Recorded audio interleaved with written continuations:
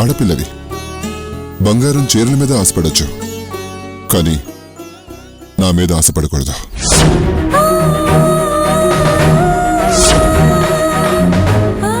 కానీ ఆశపడ్డావు చూడు, అదే అత్యాశ. అది చాలా పెద్ద తప్పు. నువ్వు ఆ రోజు నాన్నగారికి వద్దు అని చెప్పకపోవడం వల్ల, నేను నిన్ను పెళ్లి చేసుకోవడానికి ఒప్పుకోకపోవడం వల్ల ఈ రోజు ఇంట్లో అందరికీ శత్రువుని అయిపోయాను. అజయ్ బాబుకి మీరంటే ప్రాణం. ఆయన చెప్పింది కూడా నిజమే కదా. నాలాంటి పల్లెటూరు దాన్ని కట్టుకొని ఆయనేం సుఖపడతారు? మీ ఇద్దరి ఈడు జుడు బావుంది. నేను మీ పెళ్లికి ఒప్పుకోను.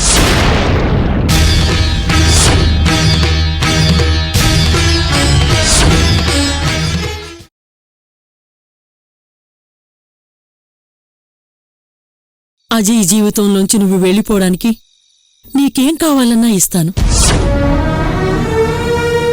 నాకున్న ఆస్తి సర్వస్వం నీకిస్తాను.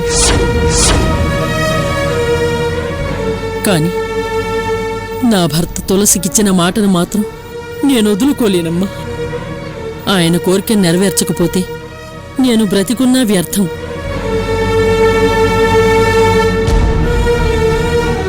చూడు స్నేహ,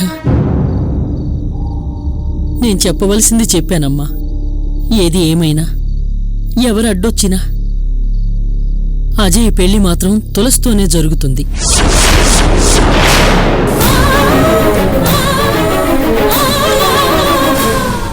కాదని మా కుటుంబానికి వాణ్ణి దూరం చేస్తావు, తప్పుకుని మా కుటుంబాన్ని ఆదుకుంటావు.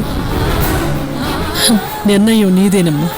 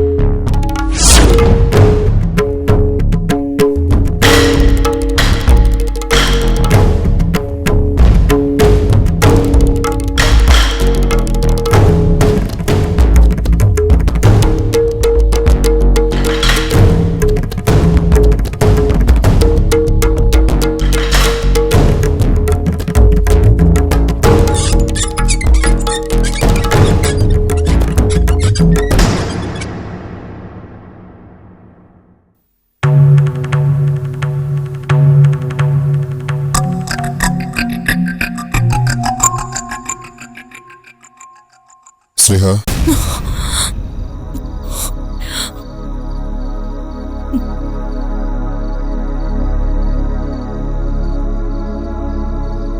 చెప్పు స్నేహ, అమ్మ నీ రూమ్కి ఎందుకు వచ్చింది?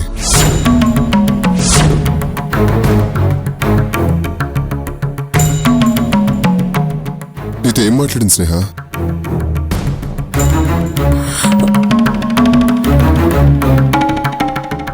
కన్న కొడుకు కూడా చెప్పకూడని రహస్యమా?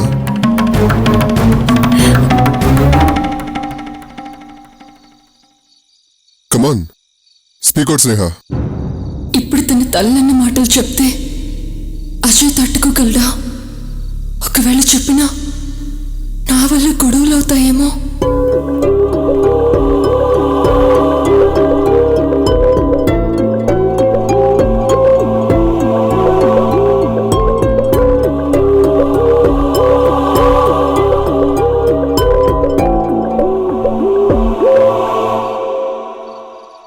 చెప్పు స్నేహ.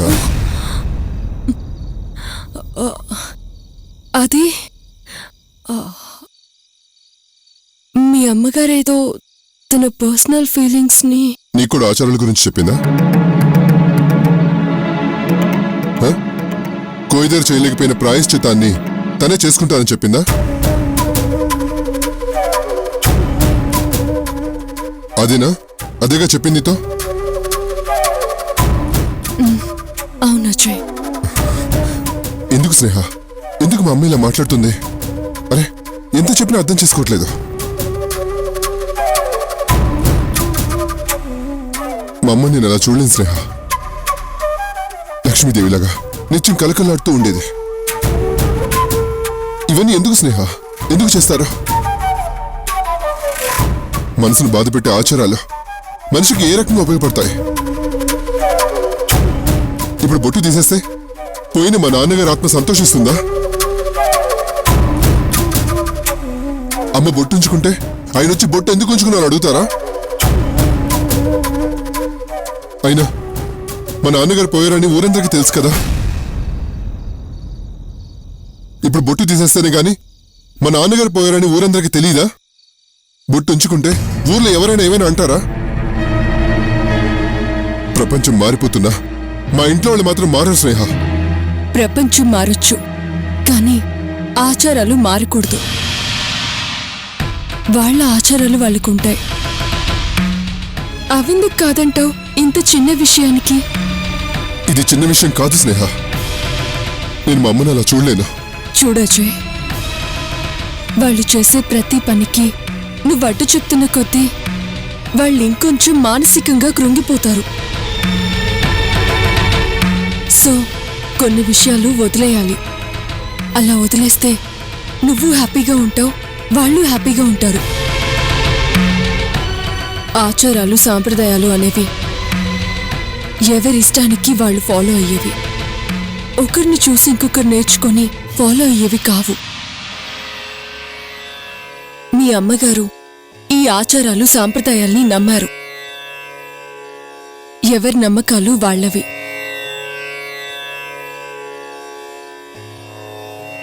ఎదుటి వాళ్ళకి హాని కలిగించినంతకాలం వాటిని మనం వదిలేస్తేనే మంచిది. ఆవిడనలా వదిలే.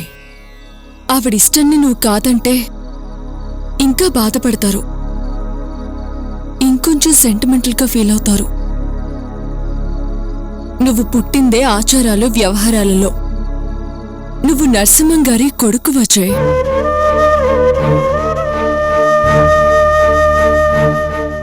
నువ్వు మారావు, కానీ వాళ్ళు మారాలి అని కోరుకోవడం కరెక్ట్ కాదేమో. బాగా ఆలోచించే.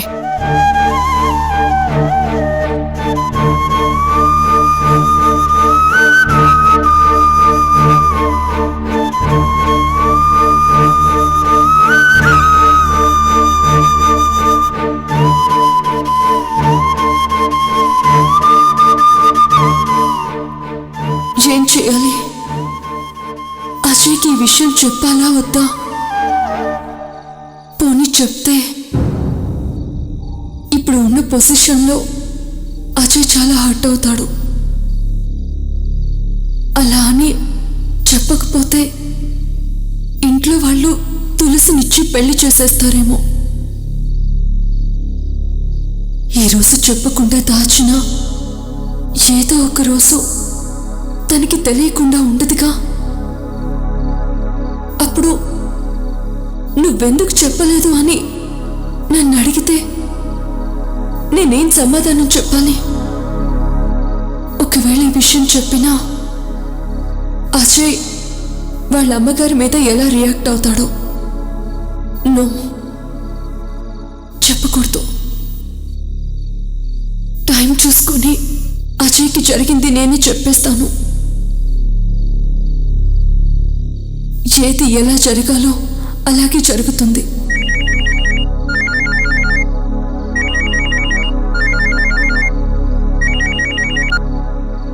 హలో స్నేహ, ఎలా ఉన్నావు సిస్టర్? అంతా బానే ఉన్నారు కదా? అంతా బాగానే ఉన్నాం. అవును, ఎప్పుడొస్తున్నావు? ఇంకా తెలియదు సిస్టర్. అది కా స్నేహ, నీతో మదర్ అర్జెంట్గా ఏదో మాట్లాడాలంటున్నారు. కానీ ఇక్కడ పరిస్థితులు ఇంకా సెట్ అవ్వలేదు. అజయ్ని ఈ టైంలో వదిలి వచ్చేయడం నాకిష్టం లేదు. తనకు తన ఫ్యామిలీకి నా మోరల్ సపోర్ట్ చాలా అవసరం. నువ్వేమో ఇలా అంటున్నావు, కానీ మదర్ నన్ను పిలిచి నీకు అర్జెంటుగా ఫోన్ చేయమని చెప్పారు. ఇక్కడ అంతకన్నా అర్జెంట్ పనుందంట, వెంటనే బయలుదేరమ్మని చెప్పారు. సూర్యపుత్రుడు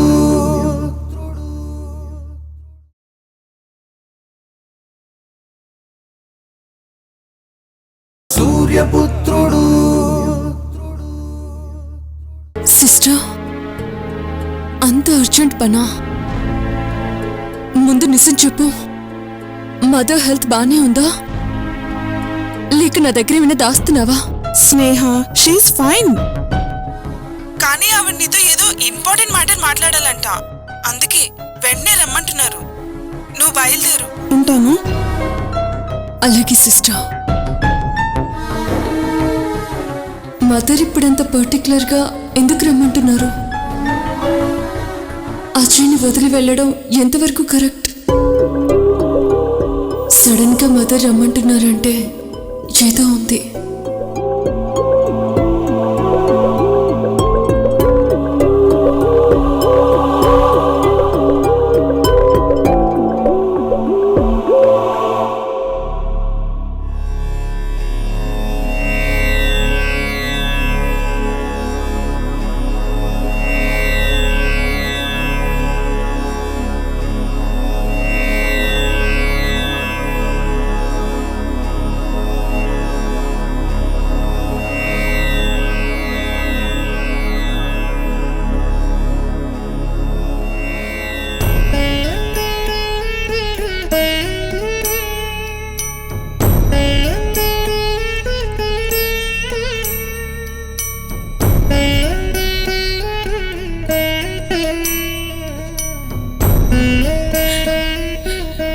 ఏమండి, పసుపు కుంకుమలతో పుణ్యస్త్రీగా మీకన్నా ముందు నేనే వెళ్ళిపోవాలనుకున్నాను. ఎందుకు నన్ను ఇలా ఒంటరి దాన్ని చేసి వెళ్ళిపోయారు?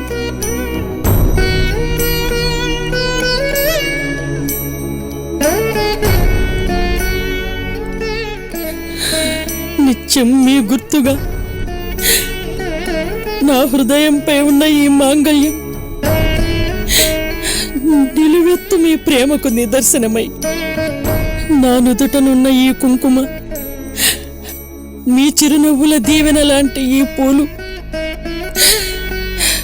ఇవన్నీ మీతో పాటు నాకు దూరం అవుతున్నాయి. నాకెందుకింత శిక్ష వేశారు?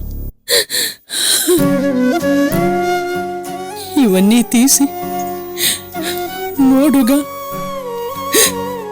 హృదయాన్ని బండరాయిగా చేసుకుని ఈ కుటుంబాన్ని, మీ గౌరవాన్ని కాపాడడమన్నదే మీ నిర్ణయమైతే సరే, అలాగే చేస్తాను. మన కోయదొరల వంశాచారాన్ని కాదని, వద్దని అజయ్ వాళ్ళని పంపేశాడు. కొడుకుగా తను నన్నిలా చూడలేక వాడలా ప్రవర్తించుండొచ్చు. అజయ్ని క్షమించండి.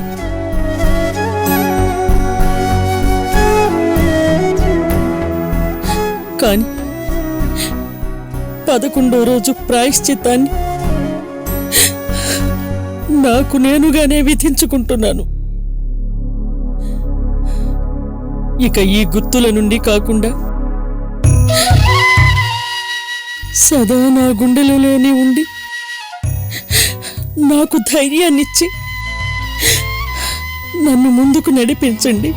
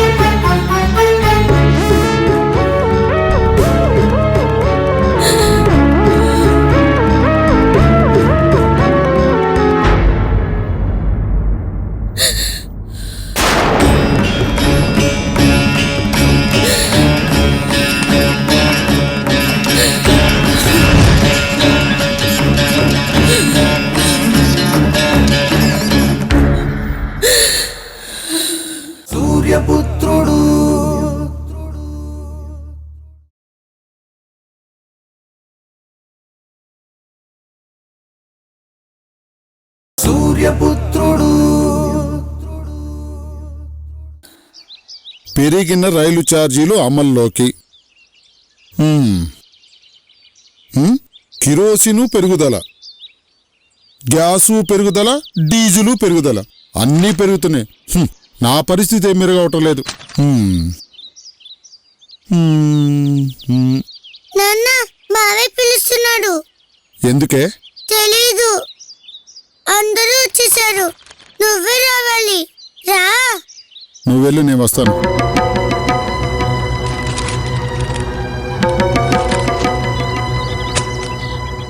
మామయ్య గారు పోయిన దగ్గర నుంచి నా బామ్మర్ది బుర్రలో నరాలని నలిగిపోయినట్టున్నాయి. గడియకో గొడవ, పూటకో సమస్య పెడుతున్నాడు. ఇప్పుడు ఈ అఖిలపక్ష సమావేశం ఎందుకు పెట్టుంటాడో, ఎవరికి కోటింగ్ ఇస్తాడో, ఏ మ్యాటర్కి ఫినిషింగ్ ఇస్తాడో. మరికొద్ది క్షణాల్లో లైవ్లో మీ ముందుకు రాబోతుంది.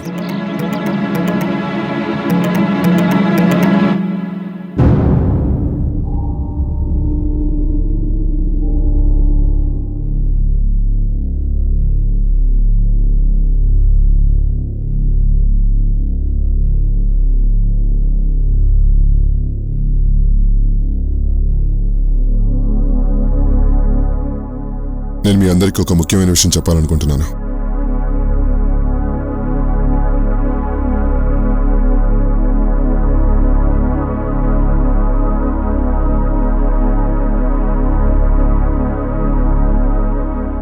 ఏం చెప్పాలనుకుంటున్నావు? తొందరగా మాట్లాడుకుంటే ఓ పని అయిపోతుందిగా. నేను చెప్పే విషయం మీరు నమ్మకపోవచ్చు, కానీ మీరు నా వైపు నుంచి కూడా ఆలోచిస్తే నేను మిమ్మల్ని అడిగింది మీకు న్యాయంగా అనిపిస్తుంది. అసలు విషయం ఏంటో డైరెక్ట్ గా చెప్పరా, కొత్త పెళ్లి కొడుకులా నానుస్తావెందుకు?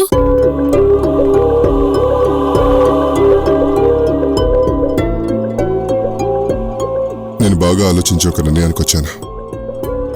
నాన్నగారి మనసు బాధ పెట్టకూడదని మూలమంత్ర ఉపదేశం తీసుకున్నాను.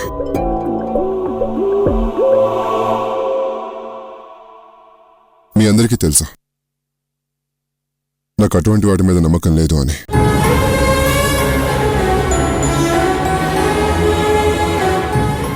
కానీ మీ నమ్మకాన్ని కాదనే అర్హత కూడా నాకు లేదు. అందుకే ఆ మంత్రాన్ని నేను బావుకి చేద్దాం అనుకుంటున్నాను.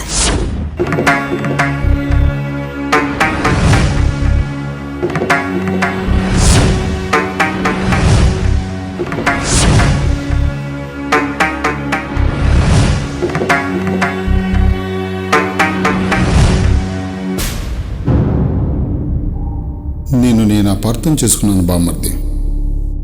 ఎవరికో కోటింగ్ ఇస్తావనుకున్నాను, ఇంత చల్లటి వార్త చెప్తావని అనుకోలేదు. అదెలా కుదురుతుందిరా? నాన్నగారు నీకే ఉపదేశం చేశారు. అది వేరే వాళ్ళకిచ్చే హక్కు, అధికారం మనకు లేదు నాన్న.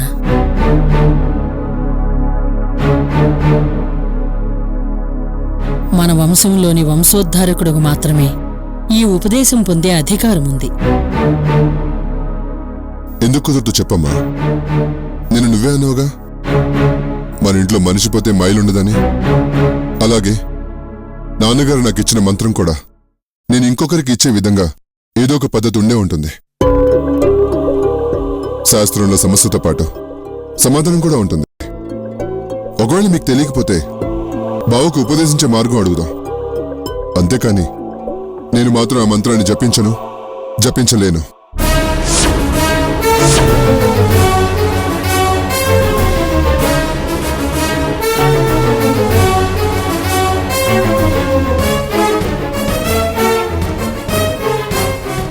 అది కాదు బాబు, మీకు ఇచ్చిన ఆస్తి అతనికి ఇచ్చేయాలి అనుకుంటే మాకు ఎటువంటి అభ్యంతరం లేదు.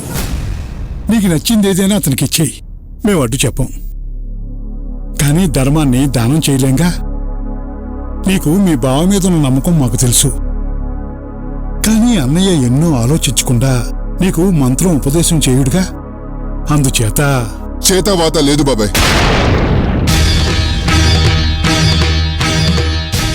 నాకిష్టం లేదని చెప్పాను కదా, అదే ఫైనల్.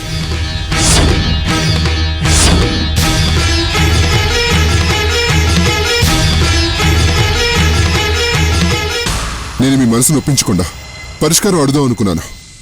అరే మీరు నేను చెప్పిందే వినట్లేదు. నేను చెప్పాల్సిందంతా చెప్పాను, ఆ తర్వాత మీ ఇష్టం. నేను మాత్రం ఆ మంత్రాన్ని వాడను, దానితో దేశ సేవ చేయలేను.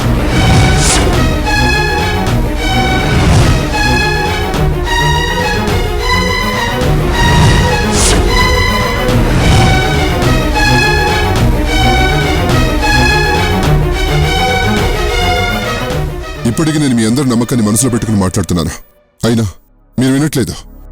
కనీసం నువ్వేనా చెప్పక. చాలా బావుందిరా, నువ్వు చెప్పినవన్నీ విన్నాను. ఈ కుటుంబం తరపున నా నిర్ణయం చెప్తాను, విను. నువ్వన్నట్టుగానే మంత్రాన్ని వేరే వాళ్లకు ఉపదేశించే పద్ధతి శాస్త్రంలో ఉంటుందని నాన్నగారికి తెలియదంటావా?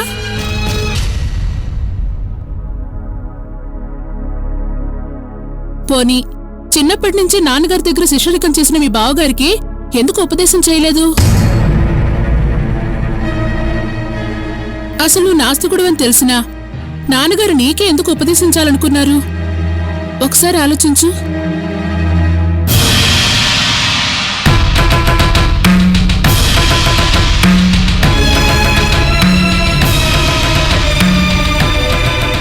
మంత్రం నువ్వు జపించినా జపించకపోయినా, నియమాలు నువ్వు పాటించినా పాటించకపోయినా, మంత్రోపదేశాన్ని మాత్రం మీ బావకు ఉపదేశించడానికి మేము ఒప్పుకోం.